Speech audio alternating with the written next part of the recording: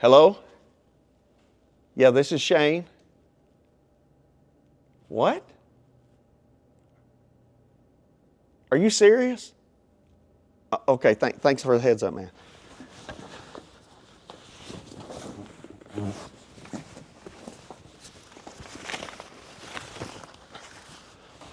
Pastor, what are you doing? That was the FBI. They just told me I've been bugged. Hey guys, welcome back to Takeover Tuesday. I'm Shane. I'm sure glad you didn't turn off because of all of that. But I've been talking about how to deal with the Judas, how to deal with betrayal in leadership, and I got a phone call and they told me that I had been bugged. And when you get a phone call by the FBI, you got to take action. And so it's got me on edge today. I'm kind of freaked out a little bit. I don't know really what's the truth or what's not the truth. And so I'm kind of like, really don't even trust any of my staff around here because they're saying that, there's a target on my back because I've been bugged. And so anyway, but I decided I'm not going to let that stop our teaching today. And I'm going to tell you or give you the second key to dealing with betrayal. All right? So first of all, if this is your first time here, thank you for joining me. We just have heart-to-heart, face-to-face, hard leadership talks. That's what this is going to be. And I've been dealing with how to deal with the Judas. All right, y'all ready for the second key? The second key is identify the Judas without being paranoid. You would be shocked at how many leaders go through betrayal and then they walk around the rest of their life thinking they've been bugged by somebody and they can't even function normal anymore. It like shuts them down. You see, last week I taught you that the best thing you could do, the first step to surviving betrayal, is to actually expect it as a leader. Well, today I want to talk to you about what happens when you don't expect it, and then all of a sudden you experience this deep cut and you get wounded by it. What most leaders do is they isolate, they pull back, they get away from people. And they do that because now they're paranoid that everybody's after them. Leader, one of the greatest attacks in your mind is when you go through something, you'll think everybody knows about it. You'll think everybody is involved in it. Your mind will go into conspiratorial process. And if you're not careful, you'll be suspiciously checking everybody out.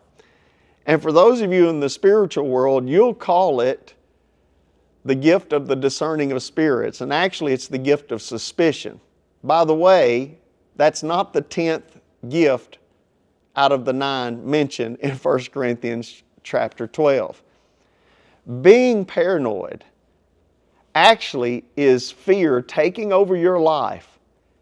Fear is the opposite of faith. Whenever you get like this, because you've been betrayed, you isolate yourself and you become a dangerous prey for the enemy. You see, the danger for every single leader who experiences a Judas is overreacting every single time instead of responding with patience and wisdom. When you're hurt, slow down, back up, and take a breath. Let me deal with a little bit of leadership psychology here. You need to know that your team completely unravels when the leader either ignores obvious signs of betrayal or overreacts to the obvious signs of betrayal. They need to see not only your ability, but your stability in the midst of the storm. So leader, stop being paranoid. You probably got a phone call like me today that you're being bugged. People are watching you. Now everybody's after you. If you believe that lie, you're dead in the water already. So let me just give you a practical application. Whenever betrayal happens, communicate wisely with your team. Be stable. Be unmovable. Be unshakable. You might be falling apart emotionally on the inside. But as my dad used to say, you can never let them see you sweat. Because if you do, that fear that's trying to get on you will get on everybody on your team. So let me leave you with this thought today.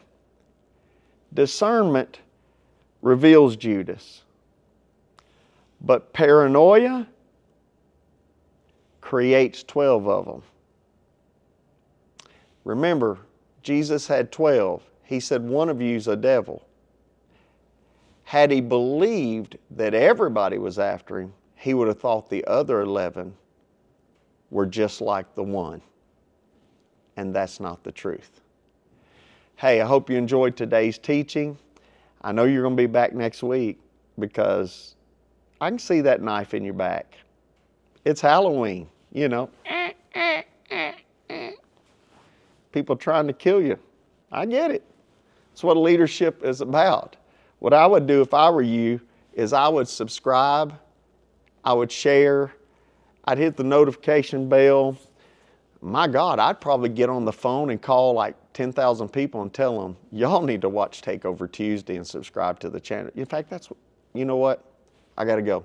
That's what I'm going to do. Got a lot of calls to make. See you.